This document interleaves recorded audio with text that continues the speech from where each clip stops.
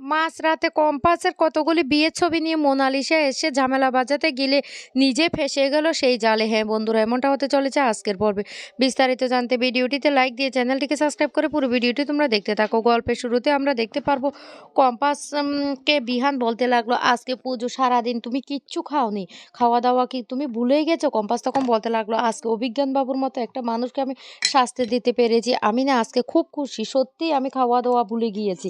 বিহান তখন বলতে লাগলো, না, তোমার জন্য আমি খাবার নিয়ে এসেছি, তোমাকে খাবারটা আগে খেতে হবে।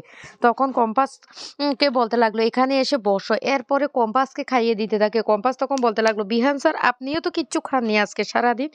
তখন বিহান বলতে লাগলো, হ্যাঁ খাইনি তো। কম্পাস তখন বলতে লাগলো, এদিকে দিন।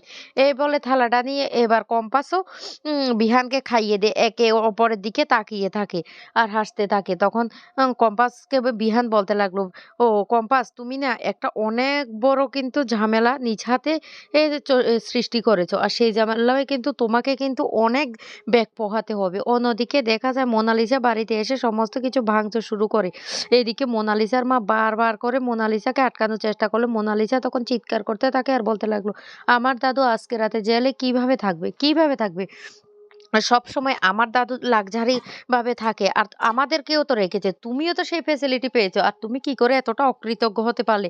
আর সেই তুমি কম্পাসের হয়ে কথা বলছো। আমার দাদুর আজকে ওষুধ আমার দাদু কোথায় পাবে? কে খাইয়ে দেবে? এই কথাগুলি বললে তখন মোনালিসার মা বলতে লাগলো, মোনা, তুই ভুল ভাবছিস। তোর দাদুকে পুলিশরাই ওষুধ খাইয়ে দিবে। আর ওরা জানে না তোর দাদুকে অসুস্থ হয়ে যাবে ওষুধ না খেলে। তখনই বলতে লাগলো, ও তাহলে সমস্ত কিছু প্ল্যান করে তুমি করেছো? কম্পাসের সাথে, ওই কম্পাসকেও আমি ছাড়বো না, তোমাকেও আমি ছাড়বো না। আমার দাদুর যদি কোনো ক্ষতি হয়, আমি তোমাদের দুজনকে শেষ করে দেবো। আমি তোমাকে লাস্ট ওয়ার্নিং দিলাম। এদিকে বিহান তো কম্পাসকে বলতে লাগলো, কম্পাস, তুমি এখন কি করার প্ল্যান করছো? কম্পাস তখন প্ল্যানটা জানালে তখনই বলতে লাগলো, পুরো কাজটা হয়ে গেলে না, আমি সবটা আপনাকে খুলে বলবো। এরপরে বিহান বলতে লাগলো, ঠিক আছে, তাহলে এখন টেনশন না করে এবার কিন্তু তুমি ঘুমিয়ে পড়বে। আজকে অনেকটা ধকল গিয়েছে তোমার উপরে। তখন কম্পাস বলতে লাগলো, আপনি ঘুমাবেন না? বিহান তখন বলতে লাগলো, হ্যাঁ, আমিও ঘুমিয়ে পড়বো। এদিকে দেখা যায় মোনালিসা তার মায়ের হাত ধরে তার মাকে ঘাড় ধাক্কা দিয়ে তার ঘর থেকে বের করে দেয়। আর দিয়ে বলতে লাগলো, খবরদার তুমি আমার ঘরে আর আসবে না। আমি তোমাকে মা বলে মানবই না। তুমি যদি দ্বিতীয়বার আর অন্য কিছু করার চেষ্টা করো তাহলে কিন্তু আমার থেকে খারাপ কিন্তু কেউ হবে না। আমি কিন্তু তোমাকে বলে দিলাম। এই বলে দরজাটা বন্ধ করে দেয়। আর সেই মুহূর্তে তখনই মুক্তামাসি ফোন করে। মুক্তামাসি ফোন করলে মোনালিসা তখন বলতে লাগলো, হ্যাঁ বলো, কি বলবে? মুক্তামাসি তখন বলতে লাগলো, মোনালিসা, তুমি কি প্রতিশোধ নিবে না? আজকে অভিজ্ঞানবাবু জেলে। আর সেটা হয়েছে কম্পাসের জন্য। তুমি কি এভাবে হাত পা গুটিয়ে বসে থাকবে? মোনালিসা তখন বলতে লাগলো, নেবো তো, নেবো। তখনই বলতে লাগলো, যদি নিতে চায় তাহলে তুমি এক্ষুনি আমার ঘরে চলে এসো। চলে এসো আমার ঘরে। তখন এই কথা বললে মোনালিসা তখন বলতে লাগলো, আপনার কাছে এসে কি করব? তখন বলতে লাগলো, আমার কাছে আসলে তো আমি বলবো। এমন যন্ত্র আছে আমার হাতে যেটা দিয়ে তুমি কম্পাস আর বিহানের মধ্যে ভুল বোঝাবুঝি সৃষ্টি করাবে। কারণ তুমি যদি পারো ওদের মধ্যে ভুল বোঝাবুঝিটা সৃষ্টি করাতে, তাহলে দেখবে তুমি ওই বাড়িতে জায়গা করে নিতে পারবে। তখনই মোনালিসা বলতে লাগলো, ঠিক আছে, আমি এক্ষুনি আসছি। তখন মুক্তি বলতে লাগলো, ঠিক আছে, তুমি এসো, আমি তোমাকে সবটা বুঝিয়ে বলবো কি করে তুমি ওদের মধ্যে ফাটলটা ধরিয়ে দেবে। তারপর দেখো কি হয়। একথা বলে মোনালিসা তখন বলতে লাগলো, ঠিক আছে, আমি আসছি। এই বলে ফোনটা কেটে দেয়। এদিকে মুক্তি ভাবতে থাকে কি করে কম্পাসের সাথে বিহানে সে বিয়েটা দিয়েছিল। আর বলতে লাগলো, এটাই ছিল আমার জীবনের সবথেকে বড় ভুল। আমি চেয়েছিলাম ঋতুজার সংসারটা নষ্ট করে দিতে। আর এখন কি হয়ে গেল? কি হয়ে গেল? অন্যদিকে অখিলেশ বাবুর সাথে অভিজ্ঞান বাবু কথা বলে বলতে লাগলো, আমাকে আজকের দিনের মধ্যে যে কোনো প্রকারে বেল করানোর চেষ্টা করুন। না হলে কিন্তু আমি কিন্তু ফেঁসে গেলে আপনারাও কিন্তু কিছুতেই ছাড়া পাবেন না। সেটা কিন্তু মাথায় রাখবেন। তখন অখিলেশবাবু বলতে লাগলো, প্লিজ আপনি হুটহাট করে কোনো সিদ্ধান্ত নেবেন না। যা করার ধীরে সুস্থে করতে হবে। আমি সবটা বুঝতে পারছি।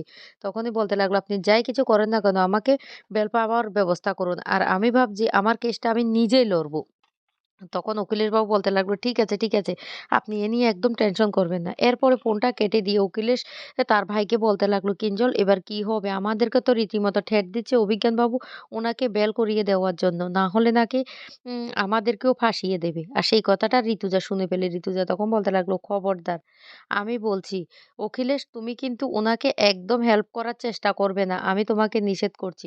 যদি তুমি হেল্প করো তাহলে তুমি কিন্তু আর বিহান, আমি এমনকি কম্পাস কাউকে কাছে পাবে না। তুমিই তো বলেছ তুমি সবকিছু যদি ত্যাগ করতে পারো আর কোনো খারাপ কাজ করবে না। তুমি তোমার পরিবারকে চাও।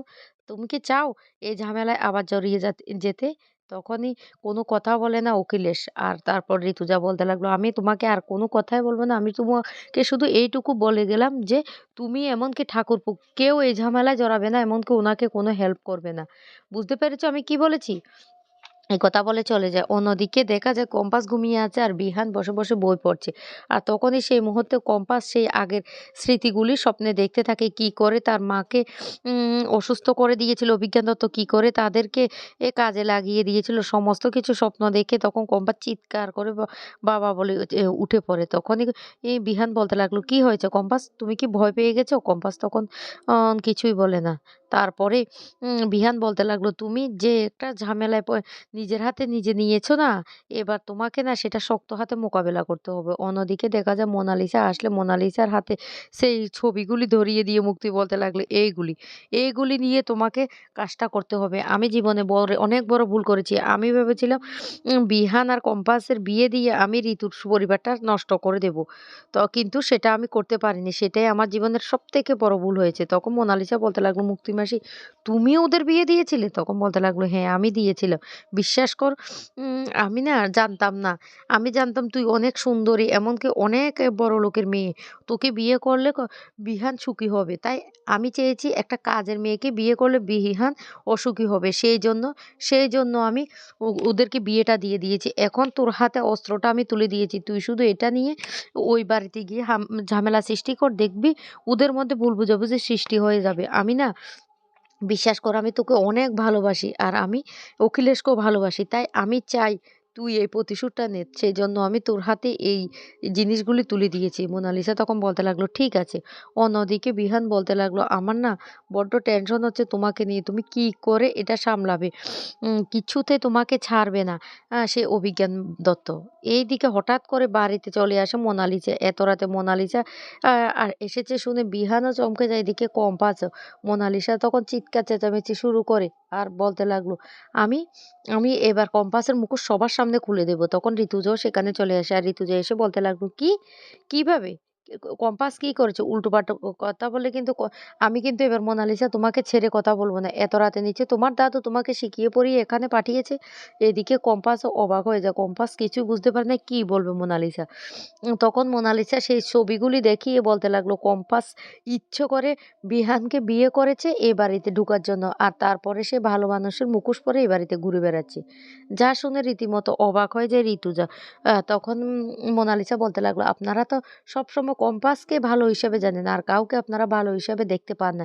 এবার কম্পাস না কি করছে সেটা বুঝতে পেরেছেন?" তখনই প্রচন্ড রেগে যায় ঋতুজা, এমনকি বিহানও। তখন বলতে লাগলো, "মিথ্যে কথা। কম্পাস কোনোদিন এই কাজ